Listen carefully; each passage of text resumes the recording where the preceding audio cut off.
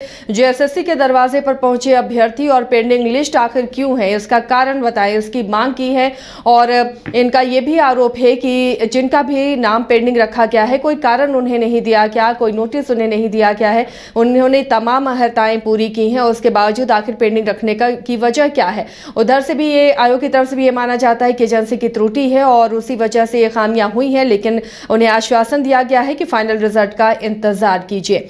बहरहाल अब जैसे जैसे चुनाव नजदीक आ रहे हैं, झारखंड में आंदोलन लगातार तेज होता जा रहा है और सभी को ये लग रहा है कि यही वक्त है सरकार से अपनी मांगों को मनवाने का। और इसलिए पारा शिक्षक भी एक बार फिर से आंदोलनरत नजर आए और एक बार फिर अपनी मांगों को लेकर इनकी जो मांगे हैं, नियोजन की मांग हो या फिर कई और मांगे हैं, इसे लेकर फिर ये आंदोलन करते हुए नजर आए। हालांकि आश्वासन इन्हें मिला, कई दिनों से ये आंदोलन कर रहे थे, अब आश्वासन जब इन्हें मिल गया है तो फिर इन्होंने अपना आंदोलन अभी वापस ले लिया है। लेकिन अगर इनकी मांगों पर फिर विचार नहीं हुआ तो ये वापस से आंदोलन की राह पकड़ेंगे। हमारे सहयोगी शहनवाज जुड़ चुके हैं हमारे साथ, शहनवाज का रुख करते हैं। शहनवाज, अब जैसे जैसे चुनाव नजदीक आ रहा है, हम इसे भी जोड़ सकते हैं इससे, क्योंकि अब डर लग रहा है कि कहीं कोड ऑफ कंडक्ट लागू हो जाता है तो फिर इनकी मांगों पर विचार नहीं होगा। इसलिए यही वक्त है कि सरकार से अपनी मांगों को मनवा लिया जाए। और फिर से पारा टीचर अपनी मांगों को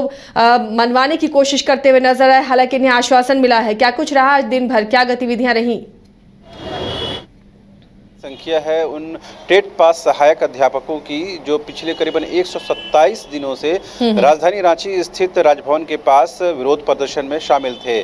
आज इन लोगों ने ये तय किया था कि चूंकि 127 दिन होने के बावजूद भी सरकार की तरफ से कोई पहल नहीं की गई, कोई वार्ता नहीं की गई, लिहाजा इन लोगों ने तय किया कि मुख्यमंत्री आवास का घेराव किया जाए। जैसे ही ये खबर ऊपर तक जाती है, पूरी पुलिस जो है पूरे लाव लश्कर के साथ इनके दरवाजे तक पहुंचती है और इनको मनाने और समझाने की कोशिश करती है, लेकिन ये लोग नहीं मानते हैं।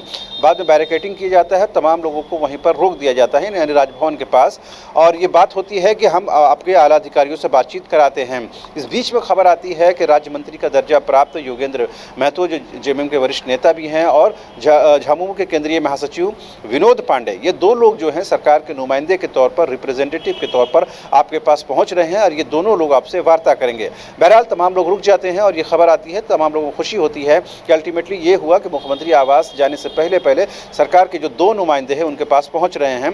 दोनों ही योगेंद्र महतो और विनोद पांडे पहुंचते हैं, उनके बीच पहुंच करके ज़मीन पर बैठते हैं और उनसे बातचीत होती है। और बातचीत का लबोलबाब ये निकलता है कि अगले साल यानी 2024 के जनवरी के 5 तारीख तक, यानी जनवरी 5 तारीख से पहले हाई लेवल कमेटी के साथ इनकी मांगों को लेकर के बातचीत कराई जाएगी, वार्ता कराई जाएगी। ये एक आश्वासन, मौखिक आश्वासन मिलता है।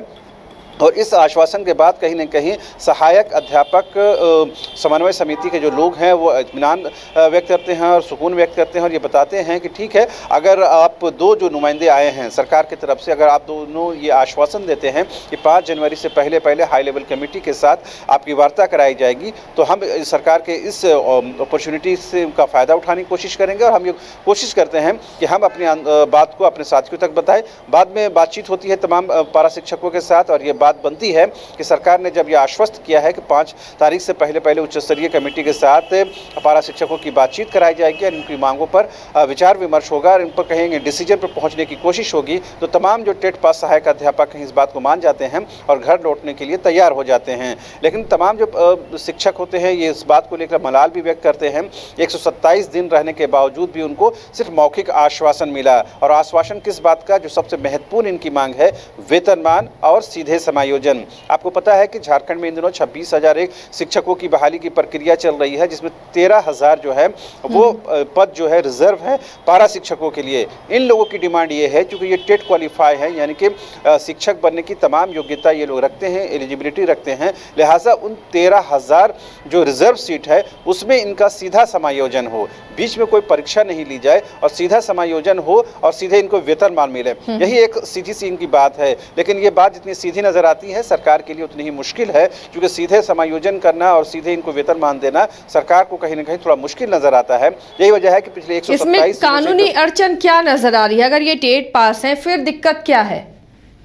दरअसल सरकार की ये कोशिश है कि जो नई भर्ती की प्रक्रिया शुरू हुई है उसमें ये भी शामिल हो, यानी फ्रेश तरीके से ये एग्जामिनेशन में शामिल हो, उस प्रक्रिया का हिस्सा बने और उसमें क्वालिफाई करके फिर से ये एलिजिबल हों। लेकिन जो ऑलरेडी पढ़ा रहे हैं शहनवाज, तो उनके लिए तो ये मांग जायज़ है ना कि जब वो पढ़ा रहे हैं, एलिजिबल है, तभी आप उन्हें पढ़ाने की जिम्मेदारी दे रहे हैं और फिर परीक्षा क्यों लेना? दरअसल इनकी जो नियुक्ति हुई है, दरअसल ये पारा शिक्षक विशुद्ध रूप से थे। बाद में जब जो शिक्षा मंत्री हैं, जो अब हमारे बीच नहीं रहे, टाइगर जगन्नाथ महतो, उनके कार्यकाल में इन पारा शिक्षकों को सहायक अध्यापक के नाम से पुकारा गया और उसमें से कुछ के जो वेतन जो मानदेय में कुछ की वृद्धि की जाती है, कुछ की सुविधाएं बढ़ाई जाती हैं। उसी में से कुछ लोगों को जब 2013 में और 2016 में जब टेट का एग्जामिनेशन होता है तो उस दौरान कुछ लोग इसमें पार्टिसिपेट करते हैं, कुछ लोग एग्जामिनेशन देते हैं, उसमें से कुछ लोग क्वालिफाई करते हैं, वही एक क्वालिफाई है। दरअसल इनकी जो नियुक्ति होती है वो पंचायत के स्तर पर, ग्राम सभा के स्तर पर शुरू में हुई थी जब ये पारा शिक्षक के बतौर नियुक्त हुए थे। दरअसल तमाम अधिकारियों का यही मानना है कि जो इनकी नियुक्ति हुई है वही दरअसल पेच है। जब तक इनकी नियुक्ति की प्रक्रिया सही नहीं होती तब तक ये इनको वेतनमान देने की स्थिति में नहीं है। कहते हैं कि ठीक है, अगर आपको वेतनमान चाहिए तो आपको फ्रेश तरीके से टेट के एग्जामिनेशन में क्वालिफाई करना होगा, लेकिन ये कहते हैं कि नहीं, हम ऑलरेडी जब क्वालिफाई हैं और शिक्षक के तौर पर काम कर रहे हैं तो हमें सीधे समायोजन करना चाहिए। तो अधिकारी आपको फिर वहीं पर ले जाते हैं, यानी जब आपकी बहाली बतौर टेट बतौर पारा शिक्षक के हो रही थी, उस दौरान ग्राम सभा से या फिर पंचायत के स्तर पर आपकी नियुक्ति होती है, उस दौरान जो नियुक्ति की जो प्रक्रिया है वो फुलफिल नहीं होती है अधिकारियों के मुताबिक, लिहाजा अभी आपको वेतनमान नहीं दिया जा सकता है। वेतनमान के लिए आपको नई जो प्रक्रिया है उसमें शामिल होना होगा। बस इसी बिंदु पर कहीं न कहीं बात नहीं बन रही है। अब देखने वाली बात ये होगी कि हाई लेवल कमेटी के साथ जब इनकी बातचीत होगी तो क्या इस बिंदु पर बात होती है कि नहीं। दरअसल इससे पहले कई हाई लेवल कमेटी की बातचीत हुई है इन लोगों, जिसमें इनके कल्याण कोष की बात हो, इनके पेंशन की बात हो या इनके अन्य सुविधाओं की बात हो, ईपीएफ की बात हो, इन तमाम चीज़ों पर सहमति बन गई है, लेकिन वेतनमान पर सहमति नहीं बनी है। चूँकि ये कहा जाता है कि इनकी जो नियुक्ति शुरुआती दौर में जिस तरह से हुई है बतौर पारा शिक्षक, वो कहीं न कहीं आड़े आ रही है, लिहाजा हम इनको कन्फर्म टीचर के तौर पर ट्रीट नहीं कर सकते हैं। और आज जब इतनी बड़ी संख्या में लोग सड़कों पर आंदोलन कर रहे थे तो दूसरी तरफ बिहार से आपने खबर सुनी होगी कि नीतीश कैबिनेट ने वहाँ के नियोजित शिक्षकों को राज्य कर्मी का दर्जा दे दिया है, जिसमें 14 लाख लोग प्रभावित होंगे। तो जाहिर सी बात है, अगर सरकार डेयरिंग डिसीजन लेने के लिए तैयार है, चुनाव को सामने रखकर कोई डिसीजन लेती है, तो जाहिर सी बात है इनकी समस्या का समाधान हो सकता है। लेकिन सरकार कहीं न कहीं बैकफुट में है और कोशिश ये है कि इनके जो मानदेय में ही वृद्धि करके इनको रोका जाए, लेकिन ये इस बार मानने के लिए तैयार नहीं है। तमाम शिक्षकों ने जिस तरह नाराजगी जाहिर की है उससे कहीं न कहीं जाहिर सी बात है चुनाव पर भी असर पड़ना लाजमी है। जी, यानी जो इन्हें आश्वासन दिया गया है, वक्त की मांग की गई है, अगर उसमें इनकी मांगों पर ध्यान नहीं दिया जाता है शहनवाज, तो एक बड़ा आंदोलन फिर से इंतजार कर रहा है।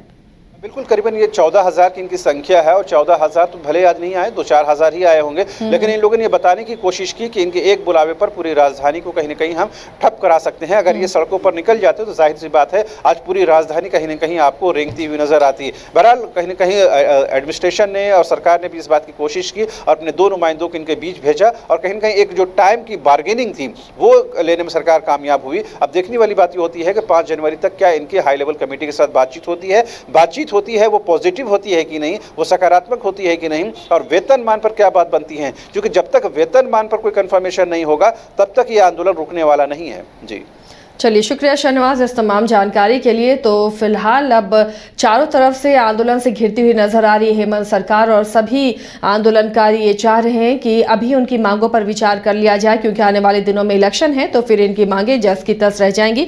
ये पारा शिक्षक हैं, जो टेट पास पारा शिक्षक हैं, इनकी मांग है कि जो नियुक्तियां निकली हैं उसमें 13,000 जो पद रिजर्व है पारा शिक्षकों के लिए, उसमें इनका सीधा समायोजन हो, इसकी ये मांग कर रहे हैं। लेकिन कहीं ना कहीं ये मामला टेक्निकल पेच में फंसता हुआ नजर आ रहा है, इसलिए इनसे वक्त मांगा गया है। अब इन हाई लेवल मीटिंग होगी इनकी, उसके बाद क्या सहमति बनती है, क्या ये इनकी मांगों पर विचार किया जाता है, इनकी मांगें मानी जाती हैं, और अगर इनकी मांगें मानी जाती हैं तो कहीं दूसरे गुट को आपत्ति ना हो, तमाम बिंदुओं को देखते हुए आगे फैसला लिया जाएगा। बहरहाल ये परीक्षा की घड़ी सरकार के लिए भी कि कैसे जो इतने आंदोलन हो रहे हैं, युवा है, अभ्यर्थी हैं, उनको पारा के कई ऐसे संघ हैं अलग अलग मांगों को लेकर जो लगातार आंदोलनरत हैं, इन सबको सरकार कैसे समझा पाती है इलेक्शन से पहले।